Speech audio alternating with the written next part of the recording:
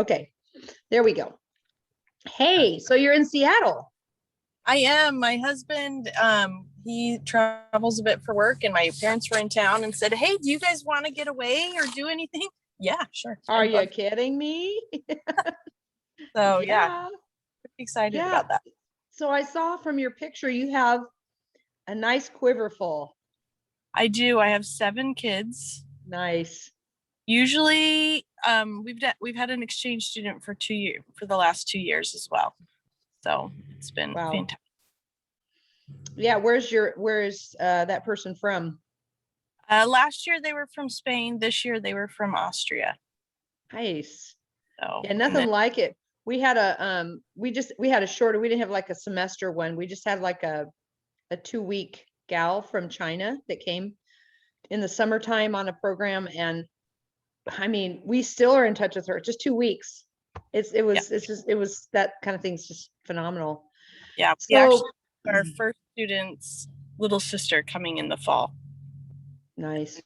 That's for a year, so we're really excited. So it's been a crazy year. Yeah. A little bit. Yeah, just a little bit of a crazy year. And so were all your kids in public school before this year? Usually, well, yes, we actually started homeschooling. I got the impression to start homeschooling at the beginning of the school year in 2019 and was really like, I am not ready. I'm not ready to do this. And it was very incessant. You need to be prepared to do this. And so in December, I pulled the 2 youngest out. They were in kindergarten and first grade at the time. And we began homeschooling. And then in January, my 2 in middle school asked if they could start homeschooling. At that time, I was like, I don't feel confident in like homeschooling and middle schoolers at this time, along with the elementary thing. So I said, here are some online schools that I'm going to, I've researched, I'm okay with. I'm going to let you two choose what you want to do. And so they picked Frontier. My first choice was to get into Summit, which is a charter school close to us that does online schooling, but they had a wait list and didn't make it in. So they picked Frontier and they did that semester. And then in the fall of 2020, they got into Summit. We did that for approximately a month. And within a week of getting back from the fires, because we evacuated with the fires in 2020, my 2 girls were like, we hate this. We don't like doing online school in any way, shape, or form. And my other daughter that had just moved into middle school and was at the public school was getting migraines from being on the computer so much. So she was missing a ton of class anyways, because I just turn off the computer, get off, you're done for the day. And so we began, it's like, all right, we'll just figure this out as we go. And I ordered some stuff that I felt like would work. Luckily, I'd had like a good 9 months to stew over it. My husband gives me a bad time for being obsessed about curriculum at this point, but I think I'm over it now. And we began homeschooling and figuring things out. And we've had our ups and downs as we've been through that process and realized every single one of my kids was about 2 years behind in school and struggling in some way, shape, or form with something. So at this point, we have 1 kid in public school with confirmed ADHD as of a month ago, 2 that are in the process of being evaluated, and a 3rd that we've just had a recommendation of, you might need to get her tested for dyslexia and ADHD. So I've been learning a lot about a lot of different things, but also very grateful because my bachelor's was dealt a lot with child development. And so understanding the learning disorders and all of those kind of things to better deal with them has been good. Wow, that is a crazy year. Yeah. That is a crazy year. So I love to hear, like, I'll obviously have my own story too with this. The spirit had hit me over the head for 2 years, 25 years ago, before I would go, okay, I have no idea why I'm supposed to do this, or, this is the farthest thing from my mind. My parents were retired school teachers and super against it, of course. And so, yeah, but when the Spirit calls and you know that's what you have to do, that's just what you have to do. It's not gonna let you know, it's not gonna let you get away with it. It's gonna keep after you until you at Does. least look at it, you know, and take a good look at it and pray about it. And you know, we're all afraid to do that Yeah. when those promptings start coming. But we had 6 kids, and I didn't start homeschooling until my oldest was going into 8th grade. Okay. And I was just pregnant with my youngest. And then the year later we moved up here, and there's never been very much here on the east side. I was lucky enough, like you, to find a couple of families that we did you know, matched up pretty good with the ages of our kids, although I have a daughter that never did have anybody her age. Yeah. But Sorry. yeah, the boys always had, she was sandwiched in between boys, and so the boys always had somebody, and she kind of tagged along. But I think it's made her better anyway. So you have discovered that there's all kinds of reasons why your kids have been struggling in school, and other reasons why the Spirit's Yeah. just been saying, yeah, we got to do something different Well, here. and it's interesting. I've known for a long time eventually it would come to this. My oldest, he was just diagnosed with the ADHD about 2 months ago, but before that we've been dealing with executive functioning disorder and sensory processing disorder, and possibly an autism spectrum disorder. And just, I mean, we have been in and out of therapy and working with him since he was about 3 or 4 years old. And so every year it'd be this, okay, he's struggling terribly in school. Do I need to pull him out? And I'd pray about it and I'd think about it. And it was like, one day that's going to happen, but now is not time. Okay, fine. So doing that process every single year. But then when it actually came time and the Lord said, okay, now it's time. Ironically, he's the only one that's still in public school. But I think we'd kill each other if we tried to homeschool him. But I encourage him that it may be a better option for him. But when the time did come, I was really surprised when all of a sudden I was like, no, I'm not ready for this. You know, it was a little bit of an overwhelming shift. Like, couldn't you just told me that a long time ago? It would have been a little easier to grow into it. Yeah. Quite like this. But you know, you think that, but you know, it really, when you look back, you know, someday when you look back, you'll say, yeah, I probably would have listened, or, you know, you had children to get here and other things to do, you know, and he knew you would adjust. So it's okay. I think a lot of I had things that both me and my kids needed to do at the school. I was extremely involved in the school system, PTA, site council, you name it. I was part of it. And so in some respects, it felt kind of like breaking up with somebody. Like, really sorry, I was too. I was all on the school site councils and stuff too. In fact, ironically, that's one of the reasons why I did finally make the decision, because the curriculums coming down the pike were the precursors for the critical race theory that they're so avidly in love with now. We had a bit of that almost 25 years ago where we lived in California. So so you have found what, 4 other families? So there's about 4 of us that well, 3 of us pulled our kids out at about the same time, within about 3 months of each other. You know, I'd talk to somebody and be like, you know, I've been feeling that too, and maybe I'll do it. And then they'd end up doing it. And then I talked to somebody else, hey, you know what? I actually pulled mine last month. Oh, wow. Okay.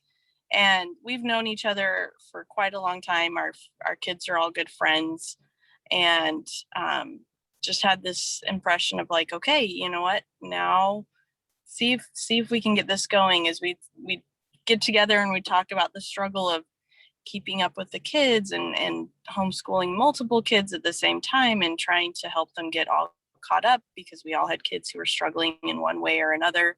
Some of our kids struggle with the exact same type of learning disorders and things like that. And just recognizing that, you know, the Lord works in villages and gathering, and we need that support of other people. Our kids need that support of other people. My husband was deployed all of last year, so we that was part of why I was like, really, you want me to homeschool right now? We got a deployment coming up. Yeah. So this is our second deployment, and I'm a very firm believer that your kids need 2 or 3 sets of parents. Those adoptive parents are incredibly important to them. Having those second sets of moms and dads that can step in, because there are just times when we cannot reach our Mom. Yeah. and We are going to watch me and Ellie. Yes, that's fine. Go do it and don't interrupt. Thank you. Sorry. I thought I had them settled. it always happens, doesn't it? Yeah. And so that was kind of what got me thinking, you know, while homeschooling and teacher is extremely important, that maybe there's a reason that everywhere the saints gathered, the Lord asked them to create a school, is because our kids need it. And how can I create that? And do I wait to create that, or do I just go for it? And kind of stewing over it, and then talking with Beth, and thought it was really interesting is pondering these and talking with these other parents about creating this group. She all of a sudden, out of the blue in the conversation, said, hey, you wouldn't happen to know about a group that does this and this? And it was like, in that moment, the Spirit said, okay, time to stop dawdling. It's time to go. You've got to do this, and you need to trust that you can, and that I will guide you through the process. Just go and do it. And like, all right, we'll do it. So, you know, that was, there's nothing like that. There's nothing like that, is it? It's like once you get a confirmation, there's just all this rush of enthusiasm. There's this rush of excitement about it. Whereas like the day before, you were like, oh my, you know, oh, I don't think I get, you know, and then all of a sudden it changes. Yeah. And I think he also blessed, like it kind of felt like the floodgates open, and some of the things I'd been hung up on, well, what about this? And how would we do this? And how about this? It was just this, here is the answer, and this is what you can do, and here are your options, and this is what you need to present to the other parents to see what they think, and getting a little bit more clarity on what needs to happen, and the kind of the timeline in making that happen. That I think wouldn't have come had I not said, okay, fine, here I go. Yeah, I'm going to take a step into the dark. So tell me what it is you guys are planning. Or how you're being directed in that way. So for the most part, we're our initial, like, me and 4 of them met a few months ago to kind of just feel things out. Is this something you guys are interested in doing? My neighbor is a veteran homeschooler, and she was there and talked about some of the things that she'd struggled with when her family had tried to do co-ops, and kind of getting an idea of the other gals and what they felt like would work for their families, and where their struggles were with homeschooling, and kind of what they felt would meet their needs. The first thing we thought, we need to figure out a way to do a co-op that's not necessarily focused in a particular curriculum, where you feel like if you didn't get through it that week, then you're going to be behind when your kids get to class on Friday or whatever, but just to start getting together and creating things that would be something that our kids could look forward to each week, something that we could look forward to each week, that would create a little bit more in our lives, as far as maybe addressing areas of learning that we're struggling with, like geography, or creating a little bit more of a fun way to interact with math or English, and while also addressing kind of the social need of some of our kids, or kind of giving each of us a turn to have a break because it is really exhausting to do. So that's kind of where we started, and seeing where they were. Some of them were really like, all right, tell me when and tell me what curriculum, and I'm all in. Let's do this. Let's do the full thing. And some of them were like, let's take it slowly. I don't know if I can make another jump. We've done this already twice this year, kind of thing. So the feeling I've had to start off with is kind of a summer camp idea of meet once a week. We pick a theme and we all pitch in and we make that happen so that the learning is continuing over the summer.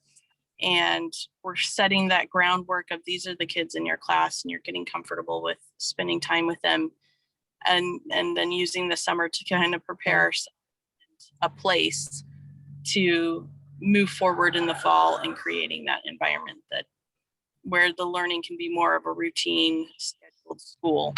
Right.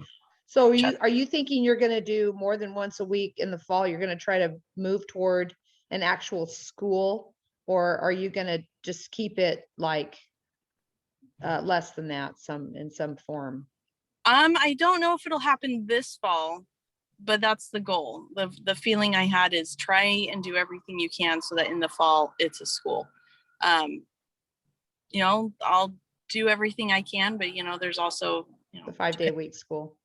Yeah, 5 days a week. It would vary from, I've also been looking and researching other places that do a similar thing and how are they functioning? How are they doing this? Getting some ideas there. And so a lot of it would depend if we have enough families to afford renting a place where we can do it. You know, and then there's some that are, you know, we have one gal that's like, I have a shop, I have a barn and a shop. We can use that. Yeah. So it Is it heated?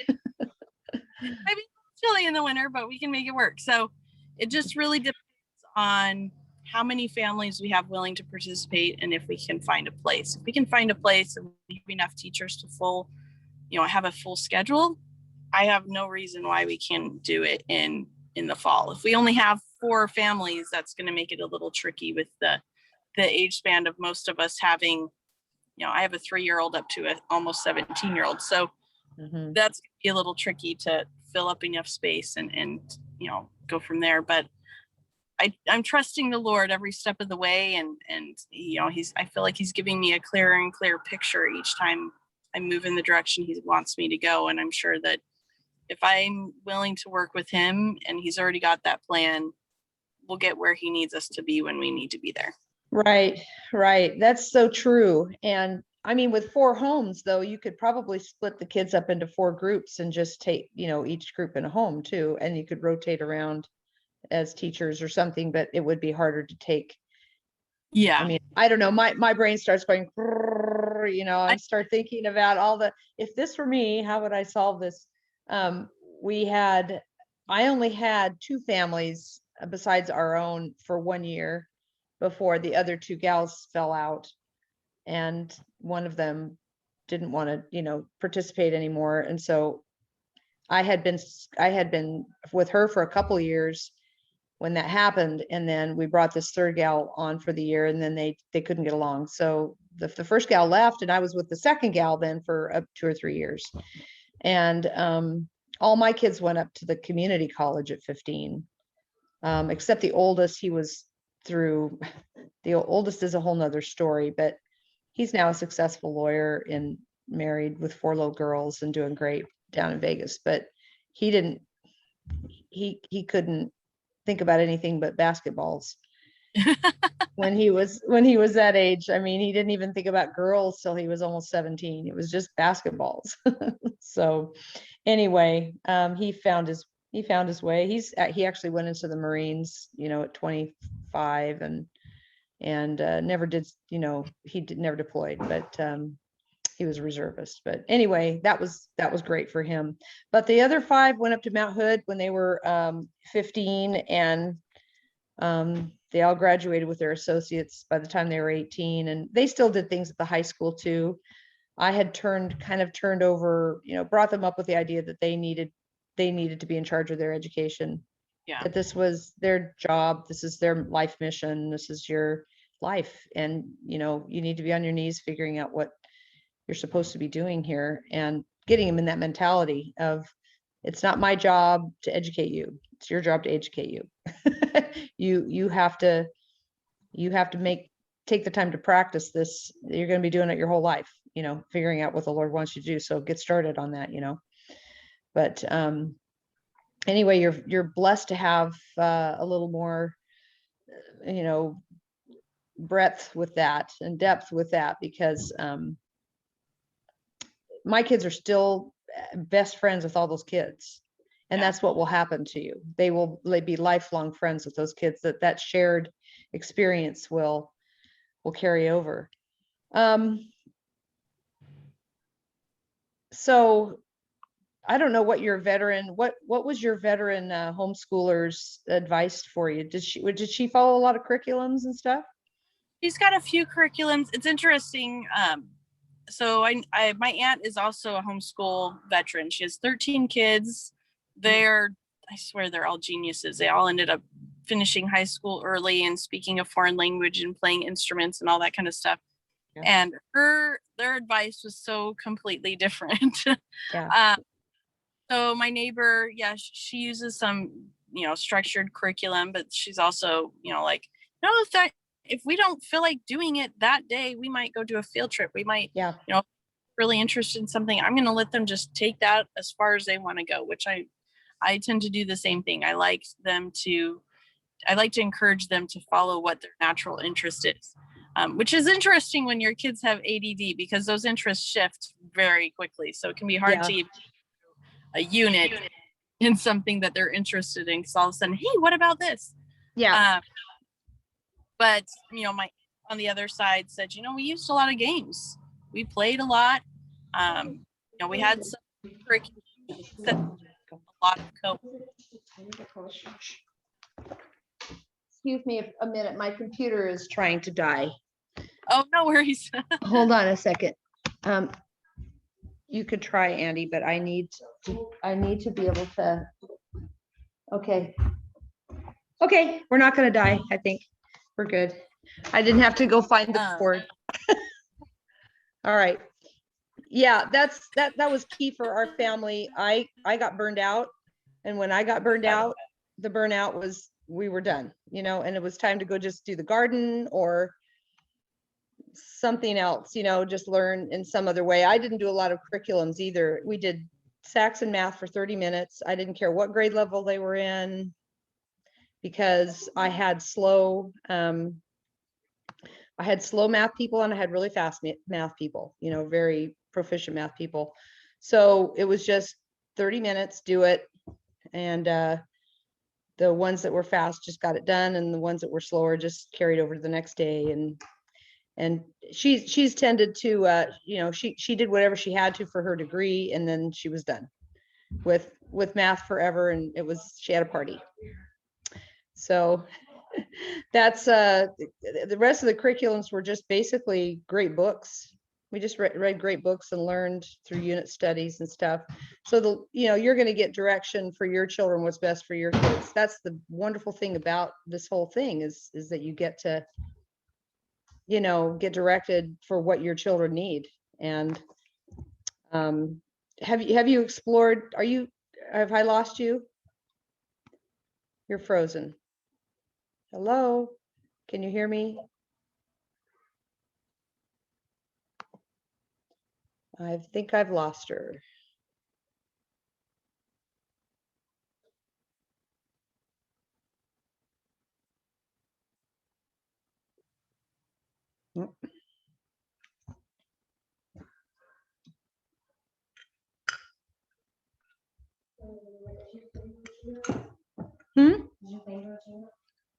Yes, it is. I've lost the gal that I was talking to. I'm sorry, you're going to have to do something else. Get a game out and play or something. Huh? Okay. Thank you.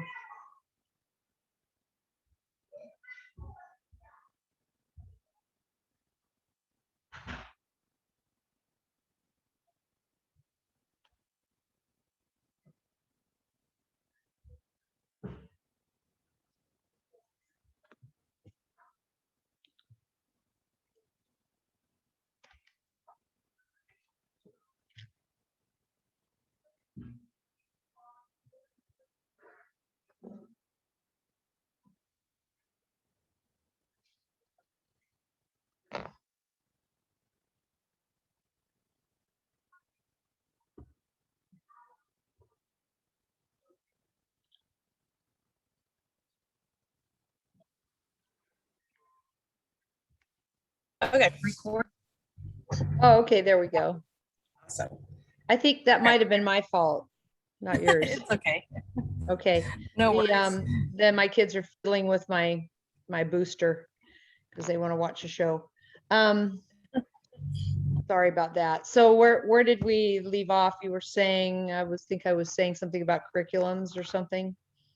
Yeah, we were talking about different kinds of curriculums and finding what works for our families and Yeah. and kind of managing that one. And that's one that I've thought a lot about as I've gone into trying to figure out the whole group learning school situation, because I do feel like it needs to be important that the parents can choose what works best for their kids.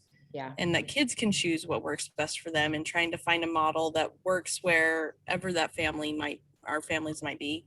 And it is interesting to me that mainly, I think the 3 families that I'm working with right now for sure, we've all happened to have picked pretty much the same curriculum. But it does interest me.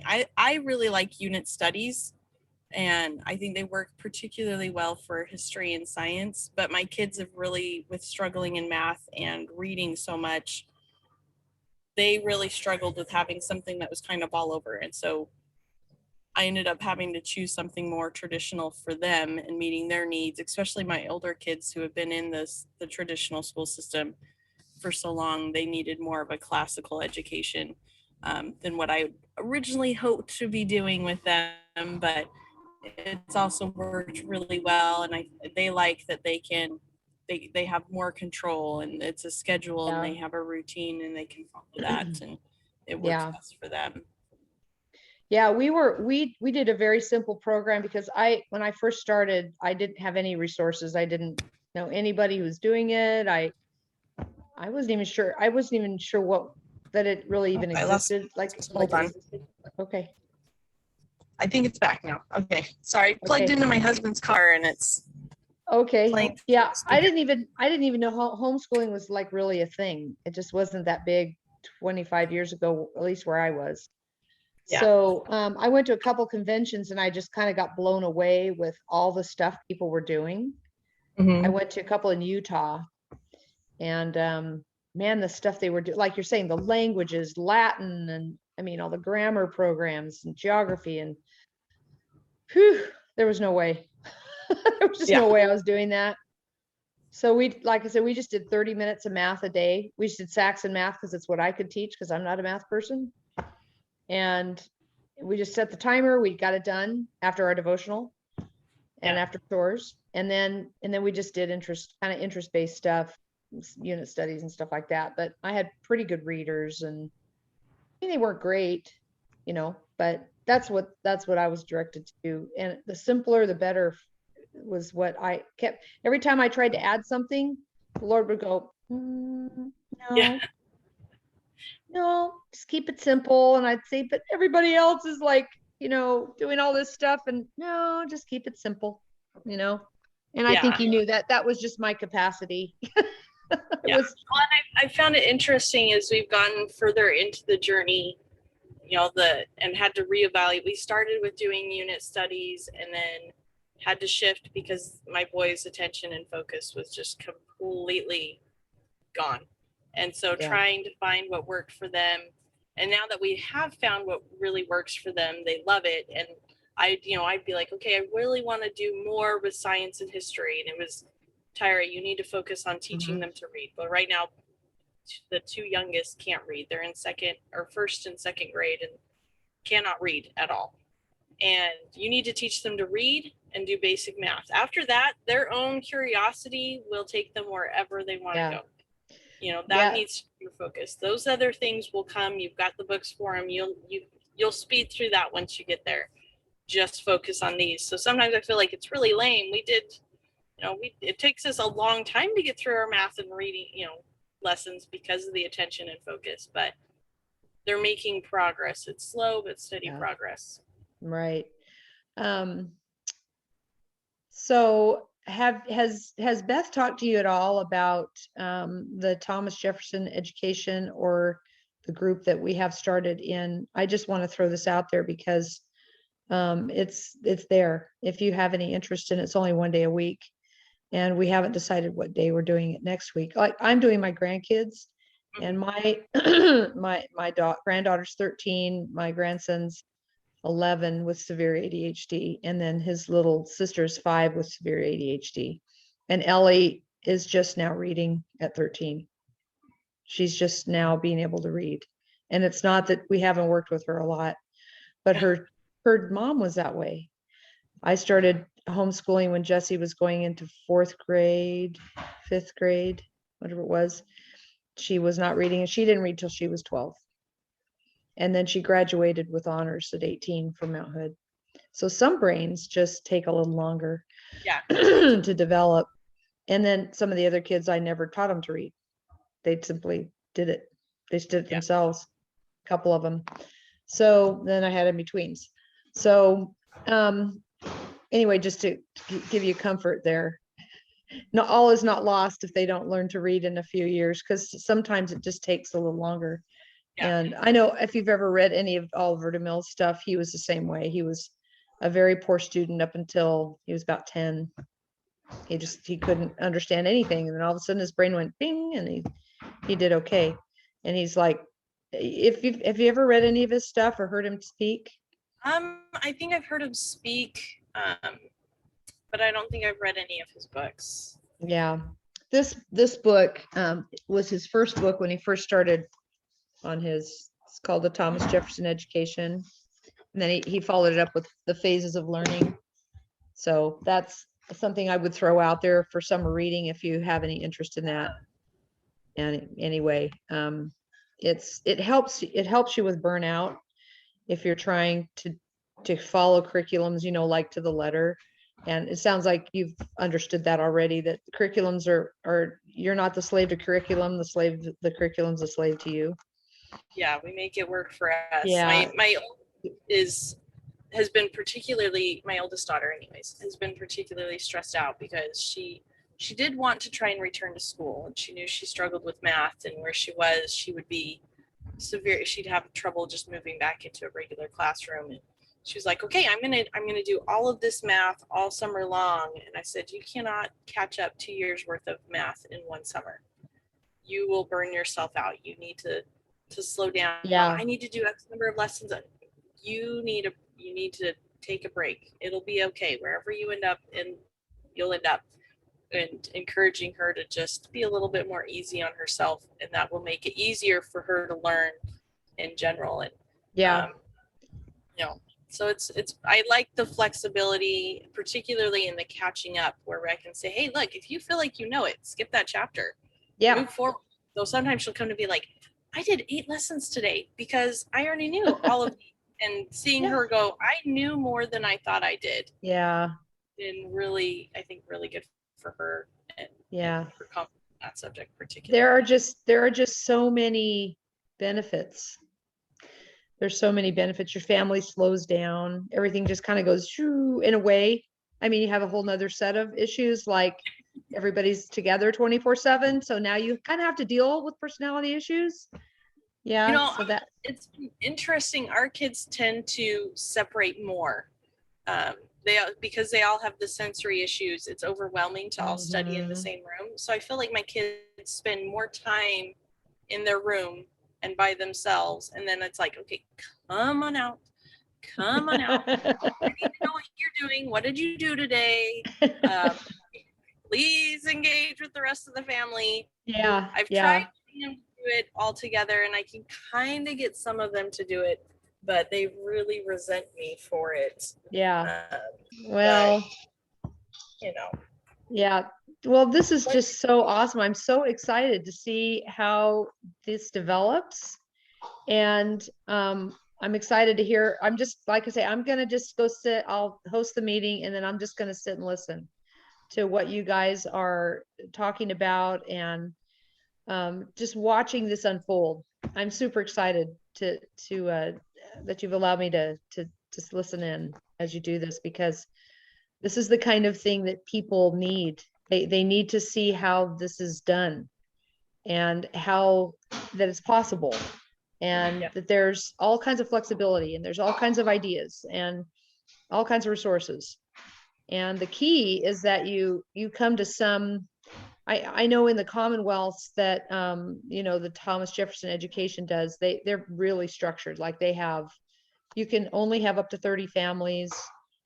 You have a very structured, you have a jury system for disputes. You have people that are absolutely in charge. I think part of the hard thing about forming little schools of your own is that you want to be a consensus, and there's benefits to that, and then there's not benefits to that. Yeah. And so, you don't want to lose friendships. So y'all have to be really,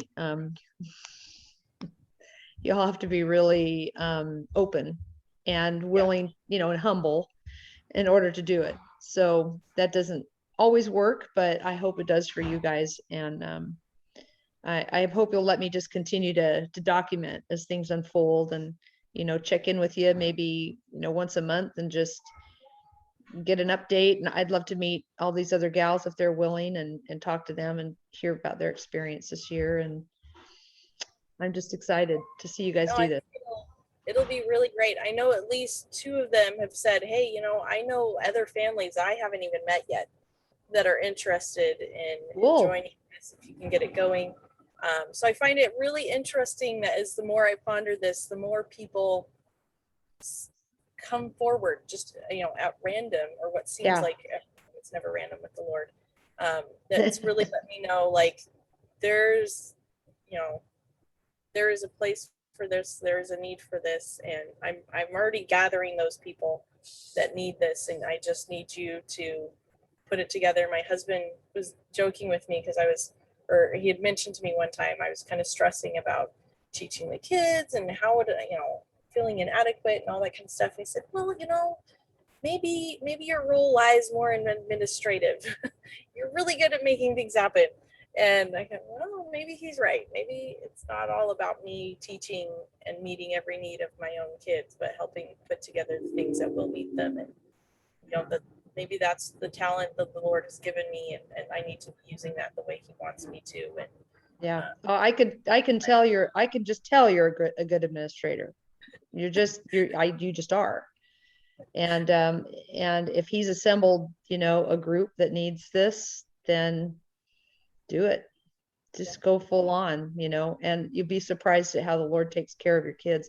I felt like as my kids got older, and they all did very well. They were in, both 2 of my boys were, got second place at state in 6A wrestling with Barlow, and they were in the bands, and they did all this stuff, and they did well in school and had jobs, and they just did very well, because I felt, because of homeschooling. And people said, people would say, oh, you've done so well with your family. So I just tried to not screw it up.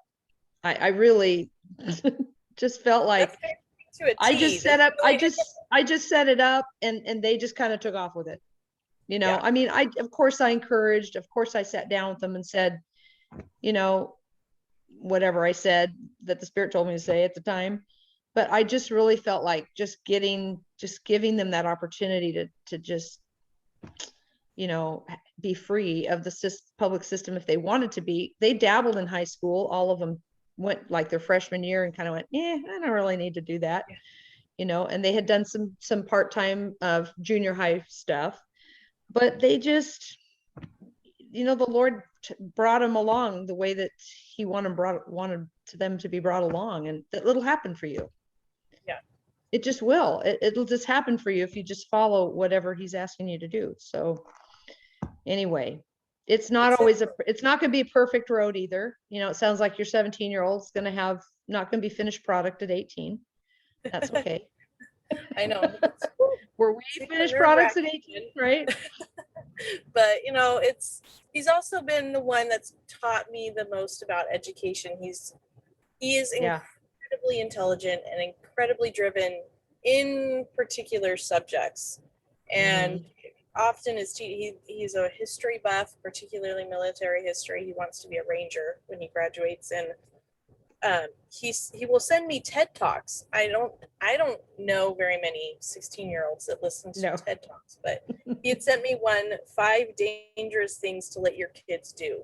And I was a little nervous, but I watched it and it really shifted my perspective. I used to be a much more over anxious parent, and that was one of the things we'd kind of butt heads. Is I don't know, I want to let you do this. And I remember he sent it to me last year. I was kind of coming out of my over anxious parenting phase, and I asked him, how am I doing in this? Am I letting you do those things that will let you explore and develop, or am I kind of smothering that? The TED Talk is fantastic. I highly recommend watching it, because he starts a school that operates on a very different kind of that perspective, that kids will guide their own learning and they'll learn what they need to learn to finish what they want to finish. I said, how am I doing with that? He's like, you're doing much better, Mom. You're doing much better. But being able to have that conversation with him and dealing with his struggles and trying to support him, and he's the one who legitimately thinks Mom should have no say in school and needs to just completely go away. But having that conversation and learning with him learning just how to let go, and understanding that this, really, this is all the Lord's work. I might think of my kids as my work, but they're really his work. And Right. he's going to do what he feels is going to do what they need. And they're going to develop at the pace that he set for them because he designed them. And I, like you said, it's just my job not to screw it up. Yeah. And sometimes that means I just need to let it go. Yeah. And hard, but Absolutely. Oh, I would just, amen and amen. I mean, my oldest, like I said, I could not get him interested in anything academic. He took a couple of, I tried everything. And finally I just let go. And I said, you've been taught, do you know what faith is? Do you know what repentance is? Do you know what the gift of the Holy Ghost? Do you know what enduring to the end is? Do you know these things? Yeah, I know these things, Mom. Okay, then you're responsible. You're 17, 18. He did end up going on a mission. He served, a 2-year mission honorably. He came home. We got him into BYUI. He was there for, I think, 1.5 years before he flunked out, maybe 2 years, and came home. And I went, how's this working for you? Yeah. And he just kind of slunked around. And then at one point I said, well, you've got until this date to make a decision. You're either working or you're going back to school or you're moving out. Yeah. And he went into the military and came back a changed man. The military is good for that. Yeah. Yeah. Within 6 months, he was married, and he married kind of a sergeant, which opposites attract.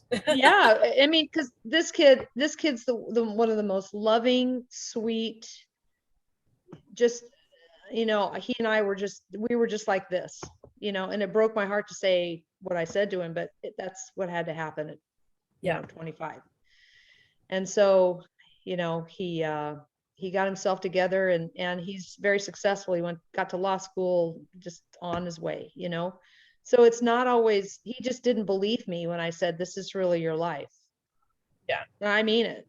This is really your life. And I think the schools, the more I'm outside of the schools, the more I realize there are so many different ideas and perspectives that our kids have picked up on. I'm not in charge of my life. Someone has to teach me. I feel like there's total lack of accountability within the school system as far as due dates and all of those other major life skills that our kids have really learned how to be unmotivated. And that's been one of the big struggles, is teaching them to take charge of their own life and to motivate and be self-driven and to direct themselves. And it's one of the big things. I think one of the other big ideologies coming down with the critical race stuff. And since pulling the kids out of school, I'm like, woo, we are dodging bullets left and right, as this last year has been coming through with all of these other things showing up in schools. Yeah. That, when my kids were like, so does this mean we get to go back next year? Mm, No, I'm thinking Well- we really need to well, stay out of this. you know, and you always just say to him, well, let's all pray about it. Yeah. But because I do have stewardship over you, you have stewardship over yourself. But until you're an adult and can, you know, your frontal lobes are connected. We need to come to, you know, we need to get the same answer. You know, You know? I negotiated with one of my girls. I said, look, I've got you signed up to do musical theater and choir in the high school. Perfect. Those and you still want to be in the school the whole day, I will let you do school your junior year. But I have a feeling you're going to sit in musical theater and choir and you're going to listen to all of that stuff that was the reason you wanted to leave middle school. And you're going to be like, yeah, I don't want to be in that all day. Like, I can take these 2 classes, but I don't really want to do anything else. It's the best of all worlds. It really is, because they get to have that interaction, that they get to be good in their little niche, and yet they don't have to be in the swamp forever. Yeah. So yeah, good call, Mom. All right. Well, Saturday at 6 o'clock, and I promised to be on sooner than I was today. And I'm just excited for you guys. So It'll be a great adventure. huh? It'll be a great adventure. It's going to be a great adventure. You're going to love it. I'm almost a little jealous that I can't go back and start with you. Honestly, I am. I wish I'd had 6 more kids and just could keep going, because I had a blast. I mean, a blast. And it's not that it was easy. It wasn't easy, but it just has made our family so close and cohesive. And I've got lots of stories I could tell you about. One of my middle son is gay, and what a tremendous, you know, challenge that's been, and just lots of things. But anyway, as time goes on. Yes.